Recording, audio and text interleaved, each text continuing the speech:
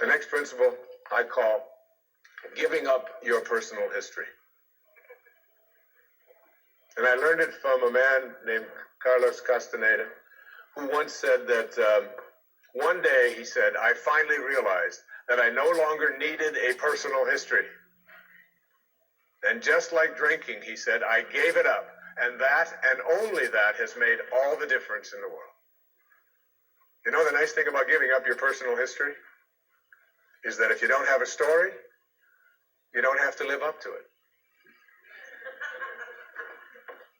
All of us have these bags of manure that we carry around with us called our past. And the people who have done things to us and the events and the circumstances, all of this stuff that we use and we bond to. And we bond ourselves to these wounds of our past, and we identify ourselves on the basis of these wounds. And every once in a while we set it down and we reach in there and we smear it all over ourselves. And then we wonder, why does my life smell so bad? I don't understand this. When in fact, the now, this moment, merging yourself into the now means that you may have been in a relationship. I had a woman from Holland who came over to see me whose husband had left her after 25 years. She had 4 children, and she just had been on the verge of suicide. And she was losing weight, and she was depressed, and she was taking all kinds of drugs for it, and she was getting sicker and sicker because she just couldn't get over it. And she came to a book signing that I was doing at a bookstore down in Florida. And she said, you've got to say something to me. You've got to say something to me that will help me to get over this. And I told her this line. I said, give up your personal history. Merge yourself here, now, into this moment. And those 25 years are something, if you want to understand how to do it, think of your past as, oh, this hat. And this is your past. Now, you can't just set this thing down over here and walk away from it and give up your personal history, because you'll always have it there to look back at. What you do is you pick up your past and you embrace it. You understand it, you accept it, as I had to go through these things that I had to go through in order for me to get to this place today. And the evidence for that is that I did. You don't need any more evidence. You did. And then you toss it. You toss it. You embrace it and you toss it. And you merge into the now by giving up your attachment. And some of you have heard me use the metaphor of the wake. Alan Watts talked about the wake is not what drives the boat. The wake is just a trail that is left behind. That's all it is. And so is the wake of your life. And the wake doesn't make the boat go, and neither does the wake of your life, the reason why your life is going in the direction that it is. The wake is a trail that is left behind, and it's an illusion to believe that it is the cause of your suffering or your struggles or your difficulty.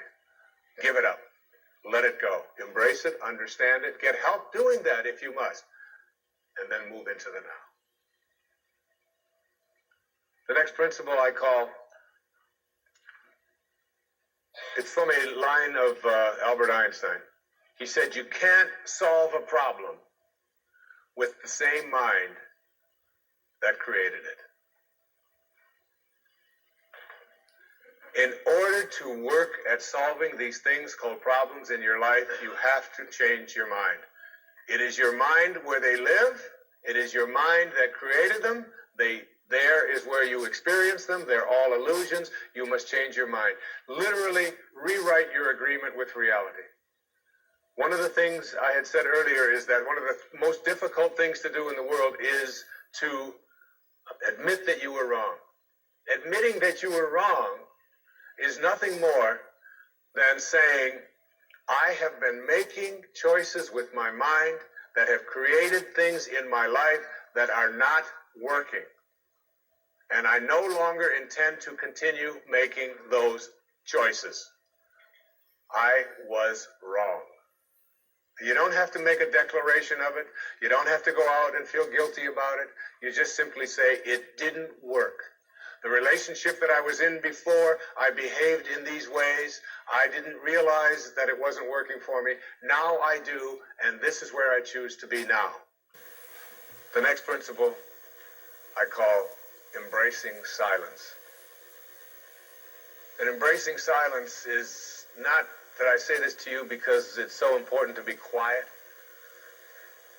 What I have learned, and it's the silence between the notes that makes the music. These words that are coming out of my mouth right now come out of the silence. And finding that silence and embracing it means that you go to the place within you that you cannot divide. Just like you can't divide the source, the one, the spirit. You can't divide that either. It's only one. So when you go into your silence and you begin to practice meditation and you begin to make this a part of your life and embrace silence, what you discover is this is where you'll come to know your source. You'll make conscious contact with your source. I can't tell you, and I've had wonderful stories of people who told me that it was when I began to embrace that silence that I began to feel more connected to my source. Embrace silence because it's a way to come to know God, to know your source. Both are indivisible, and the only experience you can have in your daily life that even comes close to a spiritual awakening is silence. The secret of a successful relationship is, to me, understanding that you put your attention and your energy in a person on what you love rather than what you don't love. Robert Frost said it so beautifully. We love the things we love for what they are. For what they are. Not for what they ought to be, not for what they used to be, but for what they are. So when you look into the eyes of a person you're in a relationship with, whether it's your children, you catch them doing things right as much as you possibly can. That's often takes a lot of hunting, but you'll find it. And when you think that my relationship isn't working, remember, it's in my mind. What am I thinking about that person? And if I could just change my mind and put my thoughts on what I love about this person and keep them there, that makes the relationship flourish. And there are people who go through their entire relationship history with no anger, no hatred, no bitterness, and only love. The next principle is, I call it, treating yourself as if you already were what you would like to become. In other words, you get out in front of your life and you see yourself as having already what you know you'd like to have and deserve to have. My children know how to do this perfectly.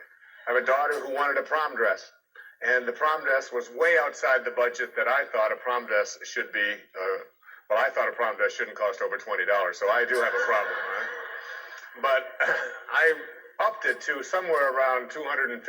I don't know how much, whatever. To me, it was still more than I paid for my first house, okay? But at any rate, she called and said, Dad, this is the only prom dress I could wear. I've got to wear this prom dress. If I don't wear this prom dress, it's just on and on and on with this wonderful. I saw a wonderful book about how to raise teenage daughters. The title of it is Get Out of My Life, but first drive me and Cheryl to the mall. All right, that's the actual title. It's a good book. And so I told Serena, I said, it's just beyond the budget. I've got a certain amount of money that I'm willing to put for it. And she said, but I've already seen myself wearing it. I've already tried it on. I have a picture of myself in the dress in my living room, and I've already showed it to the guy who was taking me to the prom. I mean, it was this whole thing about, and she already saw herself in it. I said, well, if you see yourself in it, then you're going to have to also see yourself as earning the difference between what I'm willing to pay. And she drew up a contract. She went onto the computer, and on the background of the computer, you know, where they have these little background things they put on, there was 500 pictures of the dress, all right? And she signed a contract and said, I'll babysit, I'll do this, I'll do that, and I will pay the difference. And she did, and she wore the dress, because she understood that you treat yourself as if you already are what you'd like to become. There's a genius in you. You have to treat yourself as if you already were that genius. There's something you're completely capable of. See yourself as already there. Then you'll act upon those thoughts, because the ancestor to every action, said Emerson, is a thought. The next principle is called treasuring your divinity. Treasuring your divinity. There's a wonderful observation that I saw from Emerson in Self-Reliance. It's about trusting your divinity, knowing that you are connected to your source, knowing that you are a divine creation and that there are no accidents. He said a man should learn to detect and watch that gleam of light which flashes across his mind from within, more than the luster of the firmament of bards and sages. Yet he dismisses without notice his own thought, because it's his own. In every work of genius, we recognize our own rejected thoughts. They come back to us with a certain alienated majesty.